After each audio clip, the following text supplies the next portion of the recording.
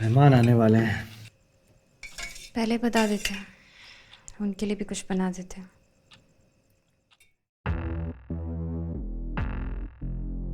Well, Prataya was, I'm happy to talk to you about your film. I really enjoyed it. Let's see if I could pronounce it right. Harij Weds Sajili. Is that Yeah, right? perfect, perfect. All right. Well, what really stood out to me about this film was, well, I liked kind of the blend of drama and comedy.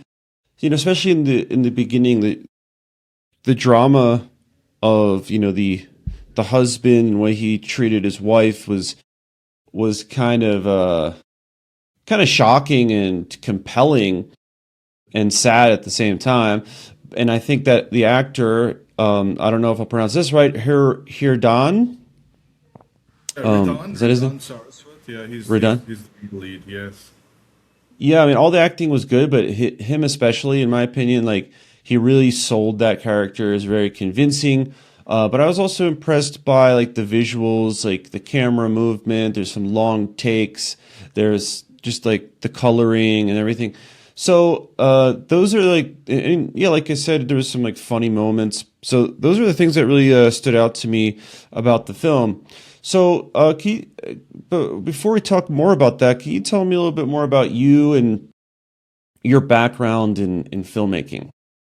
So I'm a photographer turned filmmaker. So I was majorly into photography. I was doing a lot of fashion photography, headshots. I was doing. There was a time when I was doing a lot of theater photography. I was doing a lot of headshots for budding actors and actresses.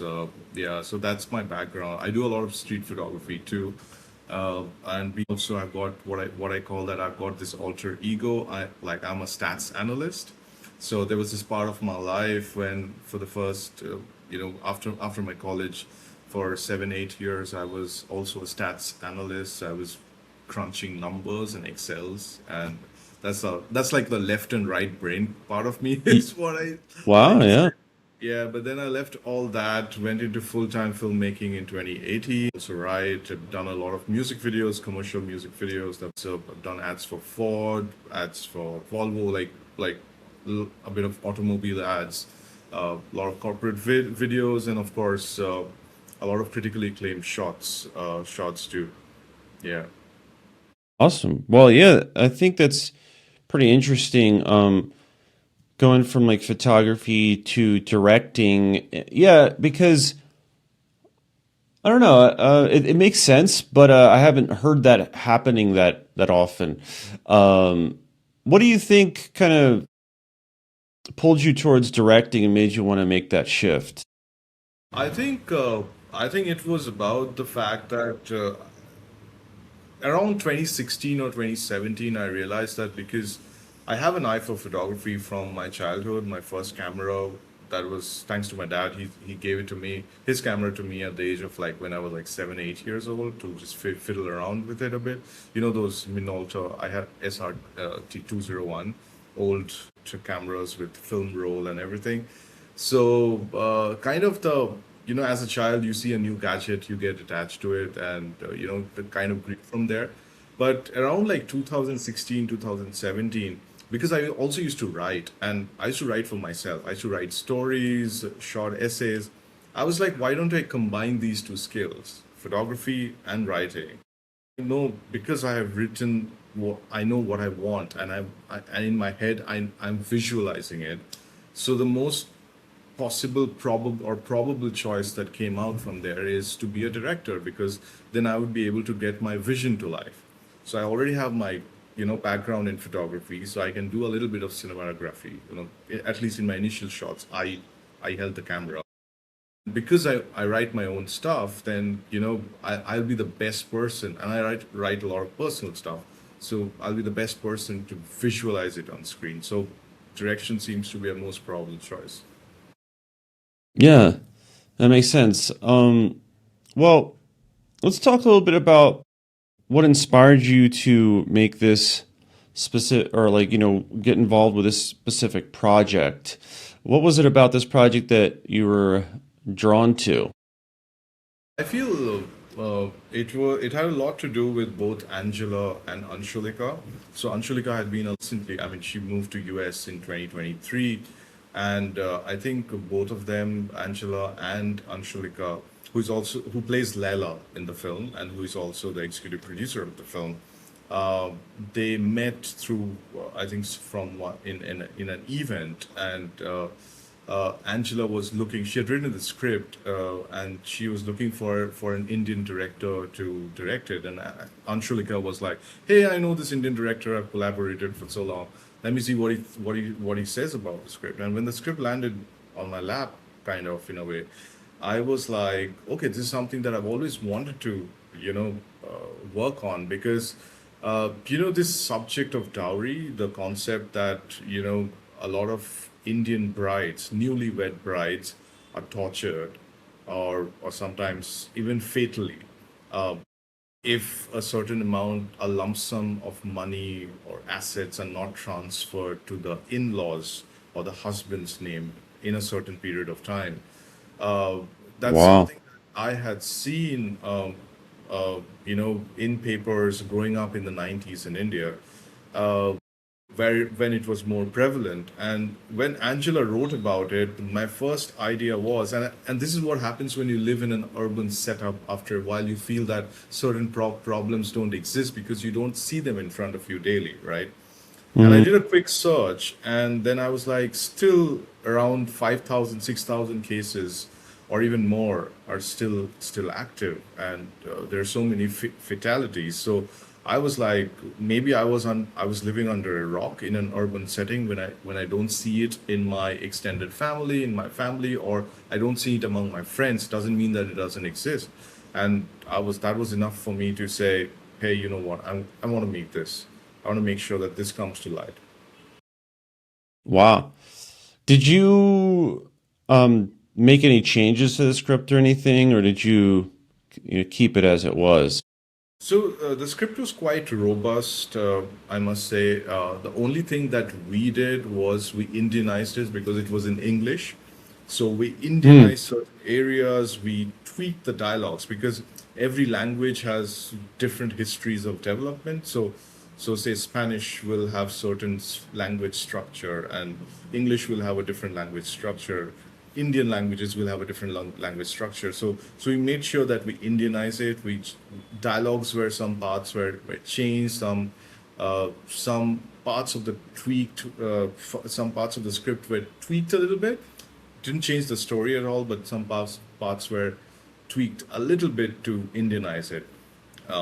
Yeah, but otherwise, the more or less whatever Angela wrote was quite robust from because she also I believe did a lot of research, and I was quite surprised because Angela is not Indian, and I was quite surprised about the accuracy in which she predicted that world, and which was another reason actually coming back to your previous question.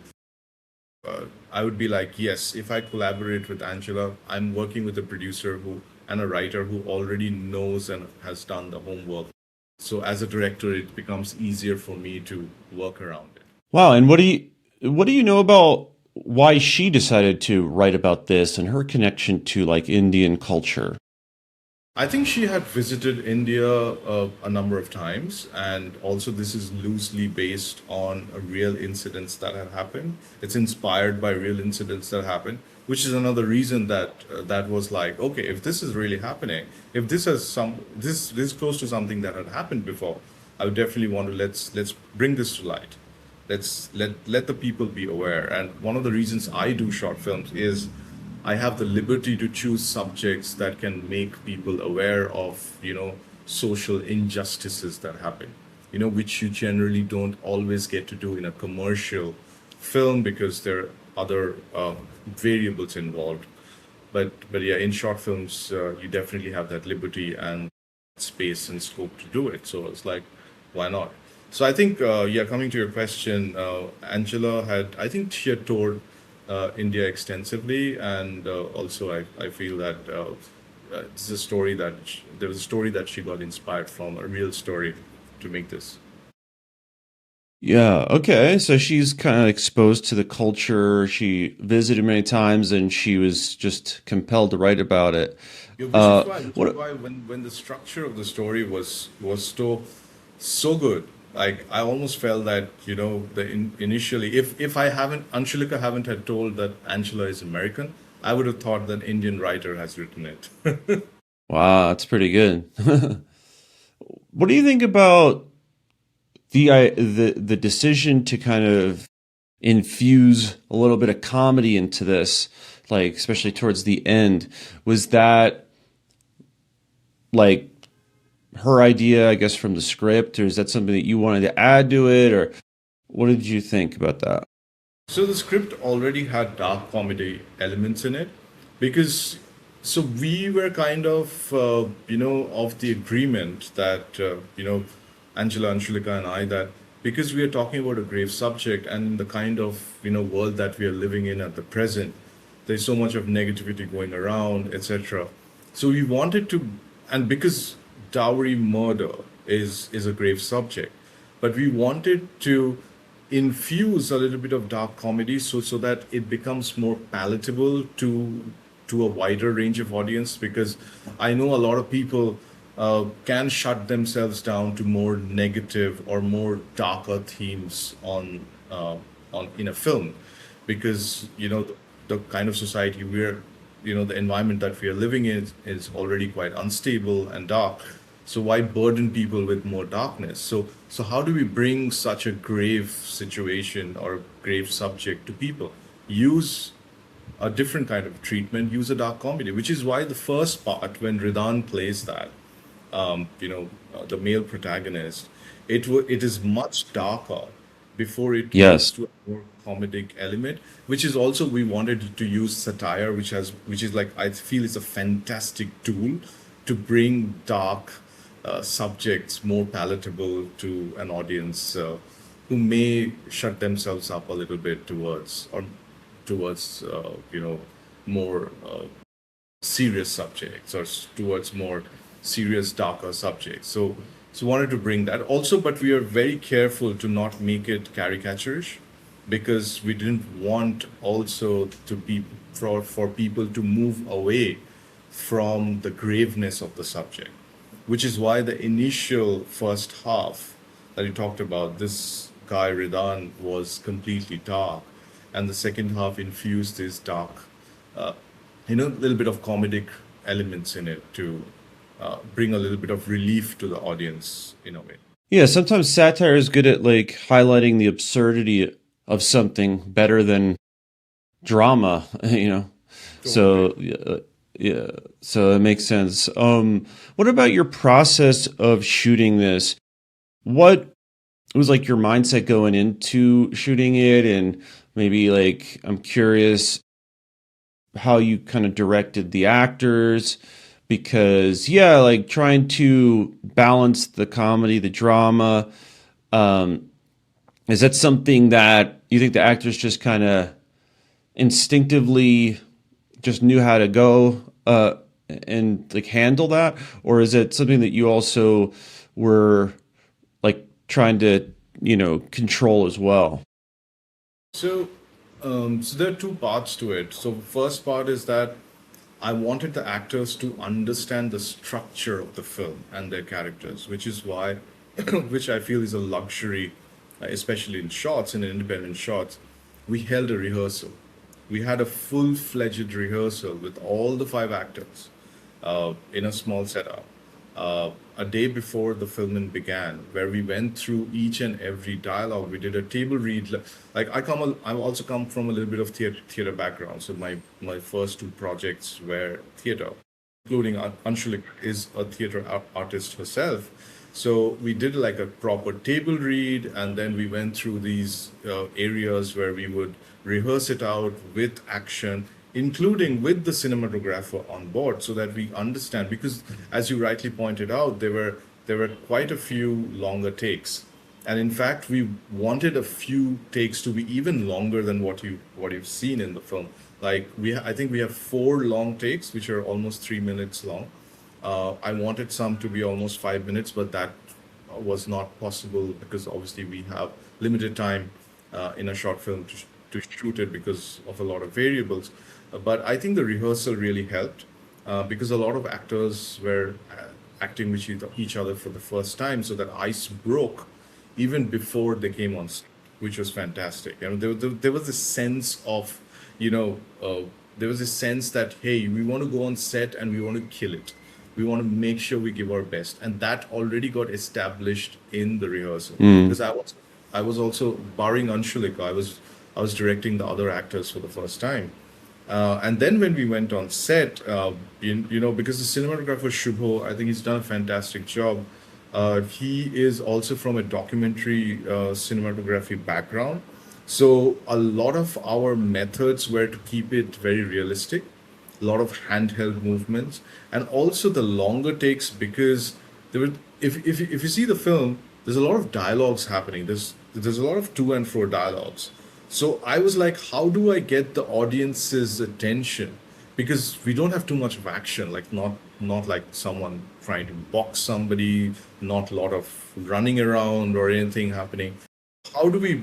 And it's a small space, like it's happening inside a house. So how do we get the audience's attention? So I went with the old school method. Let's not cut. Let's keep the camera on and let's make the actors keep talking and keep enacting so that we get as long a takes as possible. I don't want to use the cliched example of Birdman, but yeah, idea was to, because it's a confined space, how do I capture the audience attention as much as possible? Go for long takes. So that was basically the idea.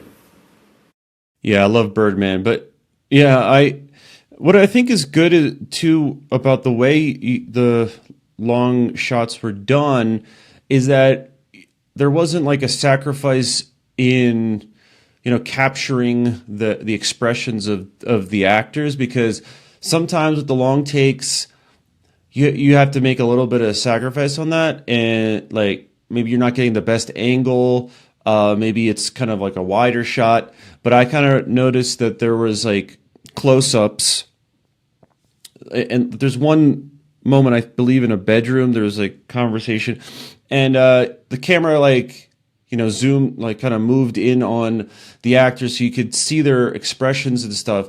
So I noticed that too. So that like I think that was effective. With some great actors.